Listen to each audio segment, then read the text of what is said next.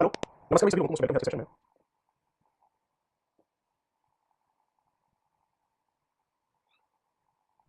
बताइए क्या हाल चाल है आप लोगों के? लास्ट क्लास में क्या कर रहे थे गवर्नमेंट? हाँ भाई, शिकारियों।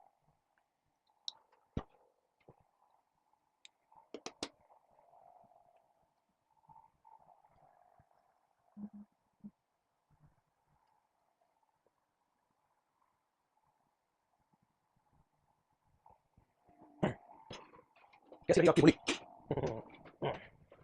Sir,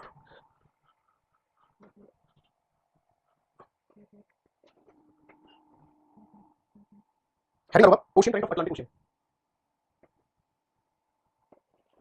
ocean current of Atlantic ocean, Atlantic महासागर की।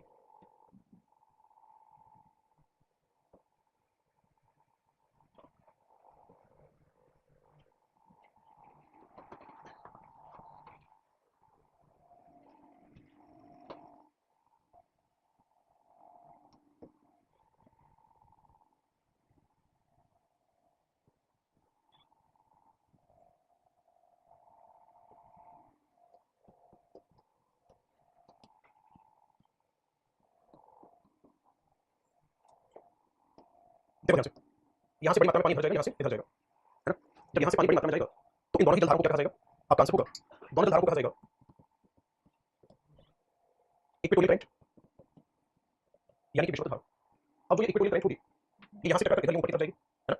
और फिर यहाँ से यूं ऊपर की तरफ जाएगी। तो इसको अलग अलग क्या नाम दिया जाएगा? इस वाले भाग को कहा जाएगा फ्लोरिडा करंट, और इसको कहा जाएगा गल्फ स्ट्रीम।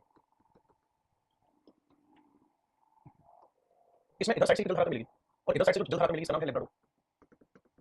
एक दूसरे से टकराने के बाद यहाँ पे ड्रिफ्ट बनता है और एक भाग नीचे की तरफ आ जाता है, इसको कहा जाता है केनाली करंट, केनाली की धारा। यहाँ पे जो ये बीच वाला भाग है, इन जलधाराओं के बीच वाला जो भाग है, इसकी सैलिनिटी वाटर डेंसिटी आसपास के एरिया से अलग होती है और यहाँ पे विशिष्ट प्रकार के शैवाल पाए जाते हैं जिन्हें सार गैसन कहा जाता है।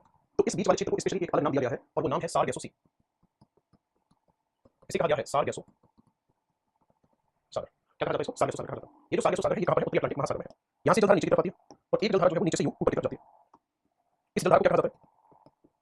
इसे कहा जाता है ब्राजील की धारा और इसे कहा जाता है फॉकलैंड की धारा। इसके बाद में यहाँ ड्रिफ्ट बनता है और ये ड्रिफ्ट यहाँ जाकर टकरा के इधर ऊपर की तरफ आता है, तो इसको तो प्रवाह कहा जाएगा, जबकि इसे कहा जाता है बीइंग बिला करंट। इस पूरे पूरे डायग्राम में जो भी आपको ग्रीन कलर से दिख रही है वो है ठंडी जलधारा। लिख देता हूँ, ग्रीन जो है वो है कोल्ड करंट। इसे लिखो, फिर मैं आगे बताता हूँ। इसे पहले बनाओ 5 मिनट में, फिर इनके बारे में कुछ इंपॉर्टेंट पॉइंट जो है वो मैं लिखा दूंगा।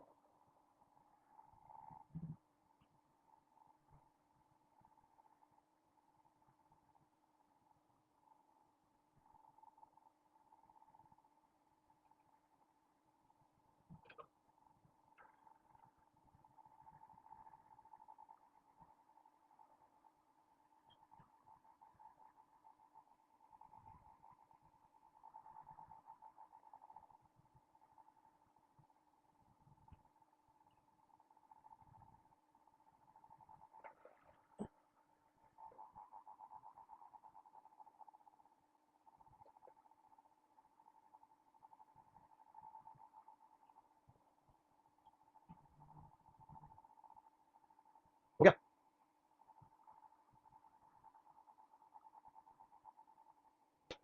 चलो हेडिंग डालो, नॉर्थ अटलांटिक ओशियन। लिखो, लिखो, north Atlantic ocean, north Atlantic ocean, north Atlantic ocean is a narrow water body, is a narrow water body. Here following ocean current formed.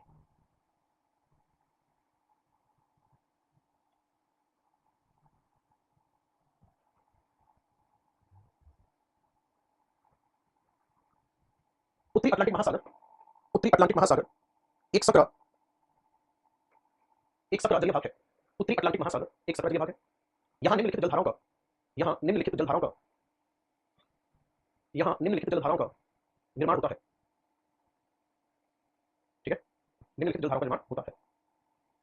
देखो फर्स्ट हेडिंग डालो, गल्फ स्ट्रीम। देखो इसमें, it is a warm ocean current. Gulf Stream लिखो, it is a warm ocean current,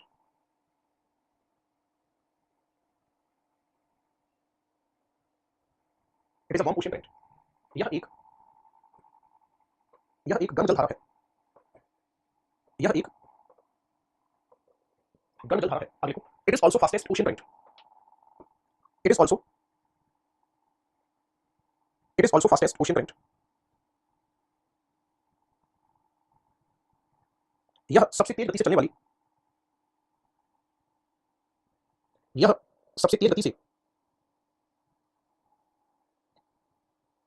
से चलने वाली जलधारा है। सबसे तेज गति से चलने वाली जलधारा है। आगे क्वेश्चन में when this ocean current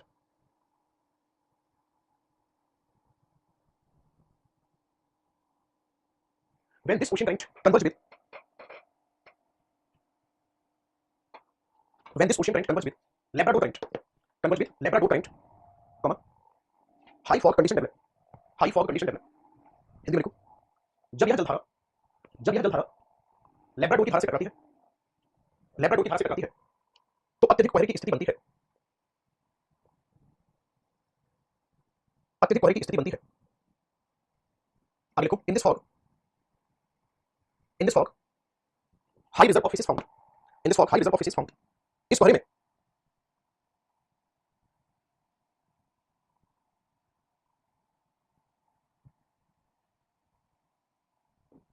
कोहरे में अत्यधिक मछलियां पाई जाती है। यहां पे आगे लिखो लेब्राडोर एंड किनारी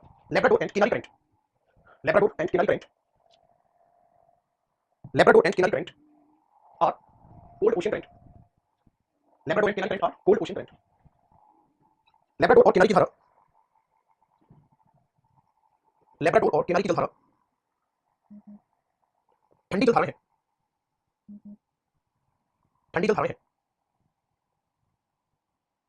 लेब्राडोर और किनारी की धारा ठंडी जलधारा है। आगे question the movement of ocean current formed Sargasso Sea. इन जलधाराओं की गति से सारगेसो सागर का निर्माण हुआ है। क्या हुआ है? सारगेसो सागर का निर्माण हुआ है। आगे लिखो इसमें लिखो सारगेसो के बारे में लिखो continue. It is an example of open sea. यह खुले सागर का उदाहरण है। यह खुले सागर का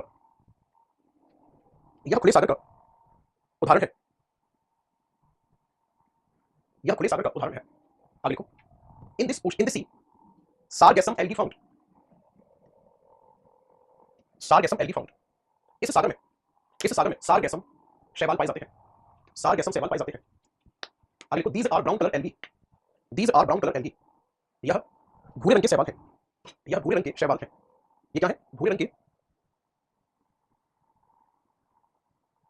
रंग के शैवाल हैं।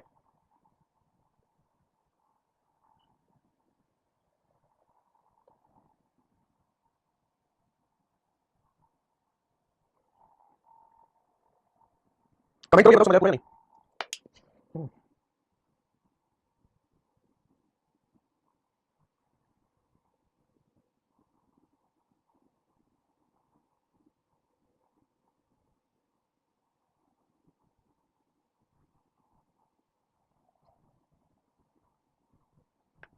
सक्रिय जल का मतलब कम छोड़ा। ओपन सी का मतलब ऐसा सागर जिसकी कोई भी सीमा स्थलीय नहीं है, वो ओपन सी का उदाहरण होगा। ठीक है, दक्षिणी अटलांटिक महासागर की जलधाराओं को लिखेंगे। लिखो जल्दी से दक्षिणी अटलांटिक महासागर जो है इसकी जलधाराओं को लिखो। इसमें equatorial warm current, Brazil warm current, Falkland cold current, है ना? बस अभी ठीक से नहीं लिखेंगे, बॉडी में तीन हो रहा है।